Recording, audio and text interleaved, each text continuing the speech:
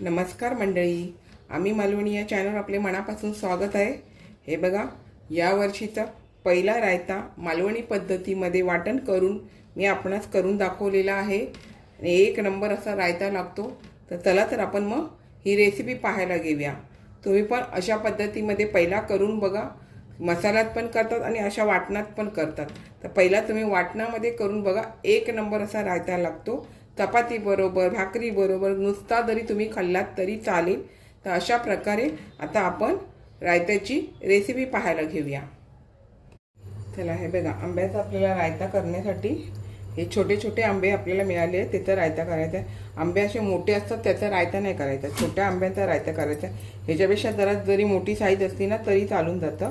तर आता हे आंबे मी स्वच्छ धुवून घेतले आणि पाण्यामध्ये घालून घेतलेले। आता काय करायचं, आपल्याला हे व्यवस्थित असं डेट वगैरे काढून त्याची साल सोलून घ्यायचे। जर कच्चे आंबे असले ना तर तुम्ही आधी जरी उकडून घेतलात ना तरी चालून जातं। आता काय करते मी, अशा प्रकारे हे बघा, आंबा तर गोड आहे मस्त असा, आणि थोडासा केसाळ आंबा असेल ना तर त्याचं रायता आहे ना मंडळी छान होतं। तर अशा प्रकारे मी हे आंबे सोलून घेते। हे बघा, अजून एक दाखवते, मस्त पिकले, त्याच्यामुळे रायता पण छान होणार। थोडेसे कच्चे असले, थोडेसे हे असले ना तर रायता कसं माहिती आहे, अशा शिजायला थोडा वेळ लागतो। त्याच्यामुळे सगळं पिकलेले असतील ना तर अशा प्रकारे आता हे बघा, अशा प्रकारे हे मी बाकीचे सर्व सोलून घेते। हे बघा, आपले आंबे तर सर्व सोलून झाले। तुम्हाला आंब्याची ग्रेव्ही हवी असेल ना तर हे आंबे आहे ना त्याचं पण तुम्ही कट करून रस काढून घेतलात तरी चालेल, किंवा तुमच्याकडे मोठे आंबे वगैरे असतील ना त्याचा पण तुम्ही गर काढून त्याच्यामध्ये पिळून घेऊ शकता। म्हणजे आता आपण वाटण जे करणार आहे त्यांनी पण आपल्याला ग्रेव्ही मिळून जाते। पण तुम्हाला जास्त ग्रेव्ही, आमच्याकडे कसं मुलांना जास्त ना ग्रेव्ही वगैरे हवी जाते मुलांना, त्याच्यामुळे काय करते मी, आंबा असा मोठे आंबे पण आपल्याकडे असले ना तर अशा प्रकारे सोलून घेऊन त्याचा गर पण त्याच्यामध्ये मिक्स करायचा, म्हणजे तो गर पण चांगला शिजला जातो। आणि मी त्या आंब्यांची पण सालात हे जे मांस असतं ना ते आपल्याला काढून घ्यायचं आहे, ते फेकायचं नाही। आणि आता अशा प्रकारे आपण हा गर पण असा काढून घ्यायचा। हे बघा, जेणेकरून काय माहिती आहे, चांगला तो गर पण शिजला जातो त्यामध्ये आणि मस्त अशी ग्रेव्ही होऊन जाते अजून। तर आता हे मी असं पूर्ण गर काढून घेते ह्याचा।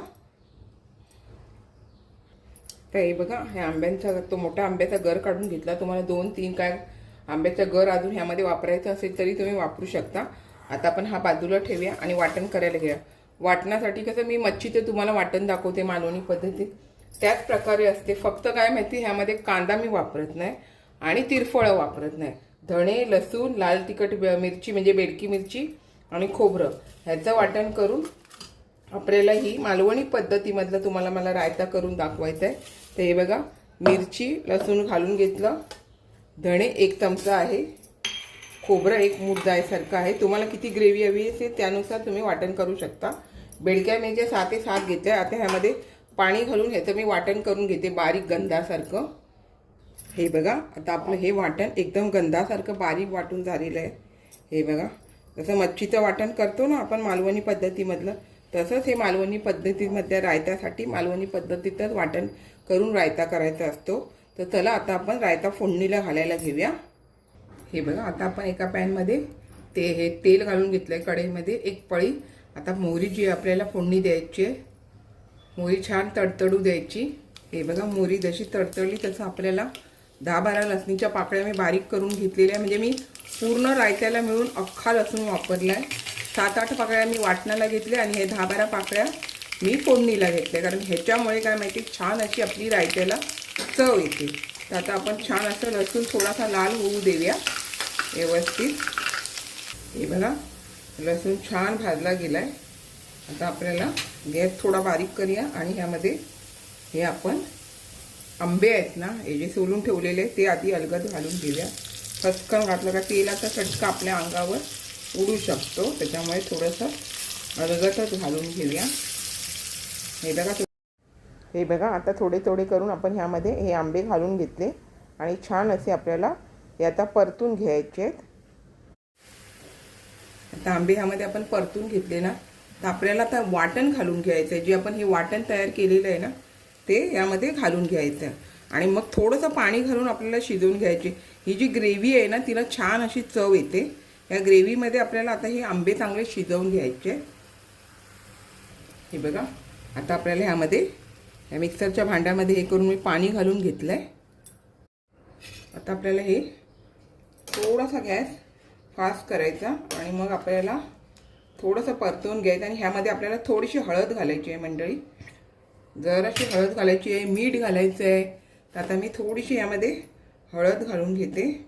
अशा प्रकारे रायत्याची ग्रेव्ही, रायता खायला खूप चांगला लागतो. आणि हे बघा, मी संदवे मीठ घेतलं आहे. तुमच्याकडे नॉर्मल कोणतं साधं मीठ असलं तरी चालून जातं, ते पण घातलात तरी चालेल. ह्यानी कशी छान चव येते. आणि आपला आंबा कसा आंबट गोड असतो, आपण आणि मिरचीचं वाटण केलेलं आहे, त्याच्यामुळे तुम्हाला ना गुळाचा वापर हा करायलाच पाहिजे. तर तुम्हाला साखर वापरायची असेल तर साखर वापरायला तरी चालेल. आता मी हे जवळजवळ 1 वाटी भरून गूळ घेतलेलं आहे.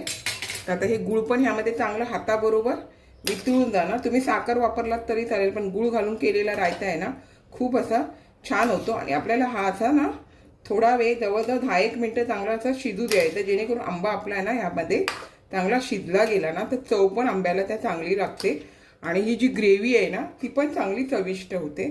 तर आता आपण हा शिजू देऊया. यामध्ये मी थोडंसं अजून पाणी वापरते. हे बघा, यामध्ये थोडंसं अजून पाणी वापरते, जेणेकरून चांगला शिजला गेला ना, तर छान असून आंब्याला चव येते. जसा मंडळी ना आंब्याला आपल्या असा कड येत राहतो ना, तसं तुम्हाला ना असं ढवळून घेत राहायचं आहे. खालीवर करून असं ढवळून घ्यायचं जरा, असं छान शिजवायचं. जवळजवळ 10-15 मिनटं चांगलं शिजलं गेलं पाहिजे.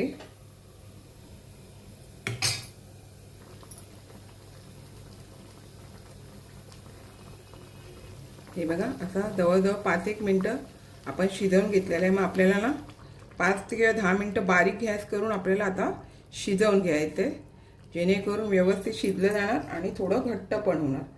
आता हे कसं बघा, थोडंसं पातळसारखं दिसतंय ना, तर आपल्याला रायता थोडासा घट्ट करून घ्यायचा आहे. खायला पण मस्त चपातीबरोबर पण खायला छान वाटणार, किंवा नुसतं पण तुम्ही खाल्लात तरी चालतं. तर आता आपण हे 10 मिनटं चांगलं बारीक गॅसवरती शिजवून घेऊया. हे बघा मंडळी, छान असे जवळजवळ 15 मिनटाच्या वर होऊन गेलं, 20 मिनटं असं मी छान शिजवून घेतलं. एवढं पाणी होतं आणि पाणी पण आता बघा बऱ्यापैकी आटलं गेलेलं आहे आणि याला घट्टपणा पण आलेला आहे. आणि थंड झालं ना का मंडळी अजून घट्ट होतं. तर तुम्हाला दाखवते. हे बघा, आंबा असा आपला छान शिजला गेलेला आहे. इथं हे जे मांस सगळं असं निघतं ना चमच्याने फटाफटा, आंबा शिजला गेलेला आहे आणि अजून गरम ह्याच्यामध्ये तो अजून चांगला शिजला जातो. त्याच्यामुळे आता आपल्याला फक्त गॅस बंद करून घ्यायचं आहे. ह्यामध्ये दुसरं काही घालायची गरज लागत नाही ना, खोबरं घालायची एक्स्ट्रा. आपण जे वाटण केलं आहे त्याच्यातच कोथिंबीर, कढीपत्ता ह्याचा कसला वापर करायचा नसतो. मालवणी पद्धतीमध्ये, अशा पद्धतीमध्ये कोकणात आमची आजी पण करायची, आई करायची, काकी करायची. माझ्या सासरी पण अशाच प्रकारे रायता केला जातो. तोच रायता मी तुम्हाला दरवर्षी दाखवते. त्याचप्रमाणे आत्ता पण मी तुम्हाला पहिल्या सीझनचा पहिला रायता हा करून दाखवलेला आहे. आपण पण मंडळी अशा प्रकारे नक्की रायता करा. खूप छान झालेला आहे आणि खूप छान लागते ही ग्रेव्ही. तुम्ही ही ग्रेव्ही चपातीबरोबर, भाकरीबरोबर पण खाल्लीत तरी चालेल, नुसती चमच्याने जरी खाल्लात तरी चालेल. छान प्रकारे रायता झालेला आहे. नक्की अशा प्रकारे वाटपाचं ते तुम्ही करणार ना, वाटपाचा रायता करून बघा. लाल बेडकी मिरची वापरून तुम्ही रायता करून बघा, तो रायता छान होतो. मसाल्यामध्ये पण मी रायता करते, पण कोकणातली पद्धत आहे की वाटण करून जो रायता करतात, ती ही पद्धत मी तुम्हाला दाखवलेली आहे. तर तुम्ही पण अशा प्रकारे मंडळी नक्की रायता करा. खूप छान झालेला आहे. हा वर्षातला माझा सुरुवातीचा पहिला रायता केलेला. नाही तर माझे रायतेच्या भरपूर वेळा आम्ही रायता खातो. मी मसाल्यातला पण करते आणि अशा प्रकारे माझा जास्त होतो. याच प्रकारचा जो वाटपाचा आहे ना, त्याला जास्त अशी चव येते मसाल्यापेक्षा. त्यामुळे तुम्ही अशा पद्धतीत एकदा करून बघा आणि मग मला कमेंट करून सांगा रायता कसा झाला आहे तो. आता मी गॅस बंद करून घेते. खूप असा रायता छान झालेला आहे. आपण पण नक्की अशा प्रकारे रायता करा. हे बघा मंडळी, छान असं मी मालवणी पद्धतीमध्ये तुम्हाला आंब्याचा रायता करून दाखवलेला आहे. अशाच नवनवीन रेसिपी किंवा इतर व्हिडिओसहित मी आपणास कायम भेटतच असते. आपण माझ्या चॅनलला लाईक, शेअर, सबस्क्राईब, हाईप करायला विसरू नका. चला तर आता इथेच थांबते. मस्त खा आणि स्वस्त राहा. आपण माझे व्हिडिओ पूर्ण पाहता त्याबद्दल मनापासून खूप खूप धन्यवाद.